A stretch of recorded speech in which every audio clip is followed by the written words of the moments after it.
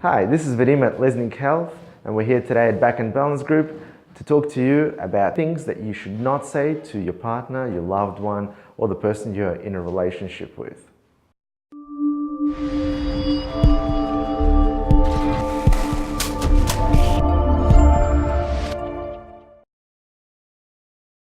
We all know the age-old expression, sticks and bones might break my bones, but your words will never hurt me. But not all of us can apply that same dynamic that we can to our friends to the people who we really care about.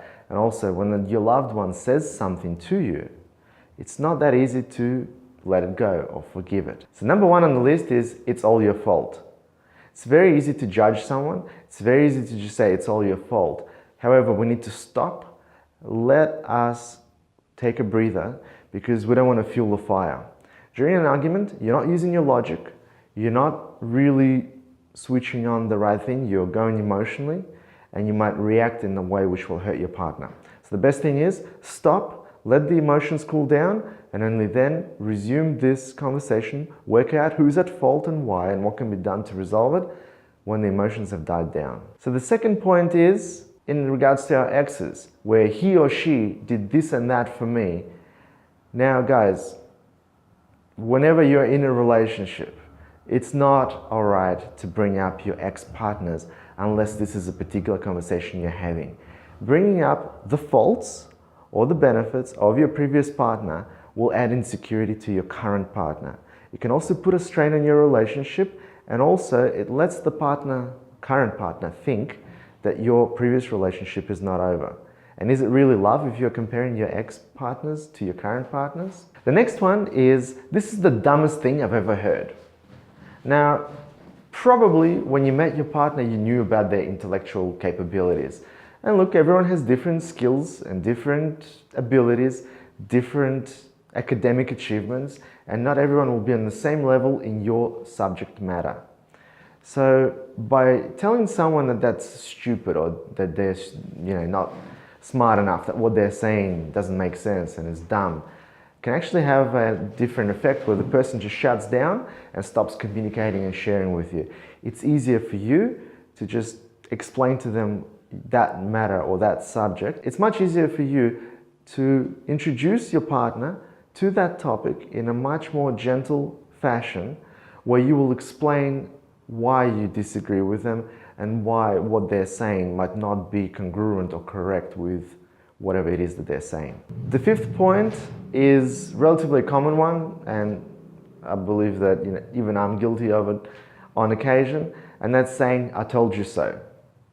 I told you so can be quite hurtful, because we need to give our partner the ability to go through that experience and to make that mistake that they're making, and let them live through it themselves. All you're required to do is, rather than blame them that I told you so or put their nose in it, you just need to be there for them, show them love, show them support, and help them through that situation. The sixth point is in regards to one of my biggest hates, and that is ultimatums and confrontational ultimatums or blackmail. And that can be shown in the form of, if you would have loved me, you would have such and such, or so and so. You need to find the middle ground. And rather than have or give ultimatums, you need to find the place where you can meet each other in the middle. It's always nice to feel loved and accepted by your partner and have a compromise rather than an ultimatum where you have to choose one of the lesser of the two evils. Number 7. And that can go both for men and women, and that is, don't wear that, or don't wear this. And I see this happening mostly with the younger crowd, and the crowd, I'd say to the age of about 40. With the younger crowd, it can be a religious thing or a cultural thing where you don't like your partner to expose too much of their body. Or it could be you just not liking the way your partner dresses. Or for girls, come on, we've all seen those men who wear things that should be thrown out and burnt. Rather than telling them that they should not wear those things, rather than making them feel insecure and bad about it, find a compromise. Next time you're in a shopping center and you see that they are interested in something, you're looking at a particular item of clothing, suggest it or buy it and replace it in their wardrobe for you girls. For the guys, if you like a certain outfit, you can talk to your partner about it, purchase it, make it as a gift, make it exciting. If it's something that's a little bit more formal or special, find a compromise where you can either take them out on a special date and they can wear that item that you purchased or that you want them to wear or don't want them to wear. For example, with the example of miniskirts, I know some guys have a problem with that. Why don't you pick a date? Let's say every Wednesday she can wear it, or she can wear it in the house. Whatever compromise you guys can come to is probably what's going to work with you, but the main thing here is communication. The next one is the one that some of you guys are very guilty of, and this one is for you guys out there. Don't ever compare your partner, your girlfriend, your wife to your mother. She's not your mother and she will never be your mother. Therefore, to expect your partner to do what your mom does for you is just impossible. It's a different relationship and you cannot expect for the same things. All you will achieve is to make your partner feel a bit insecure and to make yourself look like less of a man. But if there is something that your mum does really well that you are used to, there might be certain foods that we're used to that our mums used to cook, or the ways that they would do certain things. And rather than putting your partner into the place of discomfort and telling them that my mum did it differently or my mum does it better, why don't you teach your partner the recipes that your mum made, or show them how you want things done, and find that compromise, find that point of communication. It can be fun rather than making it a situation in which you'll have an argument. The ninth point is you're completely useless in bed.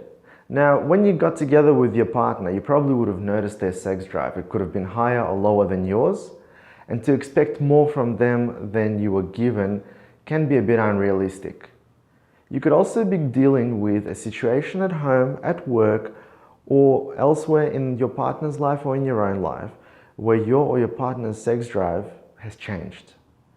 It's much better to communicate and work out whatever that bothersome issue is and try to resolve it, rather than push your partner, make them uncomfortable and tell them that they're useless in bed. We also have to take into account stress, lack of sleep, illnesses, and things that could be bothering us on other levels. Could be financial, could be something else. You could also go and address it with a psychologist, a clinical hypnotherapist, or whoever you may choose to, in order to get treatment or to get that resolved. The other last thing that you can do if you don't want to get professional treatment is to try and introduce new and exciting things into your bedroom, not necessarily sexual, but things that will bring you closer together. Final point, never ever talk negatively about your partner's family. You might find your partner saying negative things about their brothers, sisters, immediate family, parents. Especially could be in the moments of anger or moments when there's just things going on in your partner's family life. Even though it might not be okay for them to say it, you repeating it can actually put a lot of strain and is not okay. Talking about your partner's family will make it a big problem in the long run. Try and find a way where you can communicate it with your partner in which you will not insult their family. And also, if there is something that is bothering you about their family, it is best to discuss it after the settlement of those emotional peaks. So once everything's calmed down, then you can bring it up and try and make it as mild as possible. But again, don't talk negatively about your partner's family. This was Vadim at Lesnik Health. If you like this video, hit like, subscribe, and share it with your friends and family. If you have anything to add or to comment on, leave the comments down below. And for further videos, stay tuned. This was Vadim at Lesnik Health. Over and out.